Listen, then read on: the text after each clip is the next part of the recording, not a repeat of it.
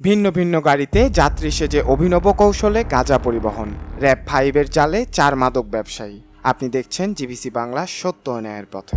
দেশ জুড়ে মাদকের ভায়াল থাবা রুখতে একের পর এক সফল অভিযান চালাচ্ছে র‍্যাব। এবার রাজশাহী মহানগরীর বেলপুকুর থানাধীন বাইপাস এলাকা থেকে একই চক্রের 4 মাদক ব্যবসায়ীকে বিপুল পরিমাণ গাঁজাসহ গ্রেপ্তার করেছে র‍্যাব 5। 14 জুন 2025 দুপুর 2টা 30 মিনিটের দিকে র‍্যাব 5-এর একটি চৌকস অভিযানিক দল রাজশাহীর মাহির মোটরসের সামনে অভিযান চালায়।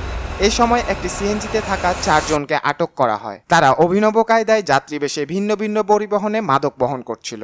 গ্রেফতারকৃতরা হলেন মোহাম্মদ রিয়াজ, যার বয়স 25, লিপি বেগম, যার বয়স 32, মোহাম্মদ জিয়াউর রহমান এবং সিএনজি চালক মোহাম্মদ সোহাগ আলী। তারা সবাই হবিগঞ্জ ও চাঁপাইনবাবগঞ্জ জেলার বিভিন্ন এলাকা থেকে আসা সংবদ্ধ মাদক চক্রের সদস্য। উদ্ধারকৃত আলামত: গাঁজা 10 কেজি 280 গ্রাম, মোবাইল 3টি, সিম 3টি ও সিএনজি 1টি, ট্রাভেল ব্যাগ ও স্কুল ব্যাগ। গোপন তথ্যের ভিত্তিতে এই অভিযান পরিচালিত হয়। জানা যায়, সিলেট হবিগঞ্জ অঞ্চল থেকে গাঁজা সংগ্রহ করে রাজশাহী ও চাঁপাইনবাবগঞ্জে বিক্রি করছিল তারা দীর্ঘদিন ধরে আইন শৃঙ্খলা বাহিনীর চোখ ফাঁকি দিয়ে এই কাজ চালিয়ে আসছিল। একই চক্রের সদস্যরা ভিন্ন ভিন্ন যানবাহনে করে মাদক পাচার করত। তাদের মূল উদ্দেশ্য ছিল অধিক লাভের আশায় দেশের বিভিন্ন জেলায় গাঁজা সরবরাহ করা।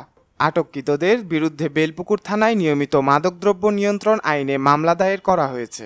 র‍্যাব 5-এর এমন সফল অভিযান মাদক বিরোধী লড়াইয়ের নতুন উদাহরণ সৃষ্টি করেছে।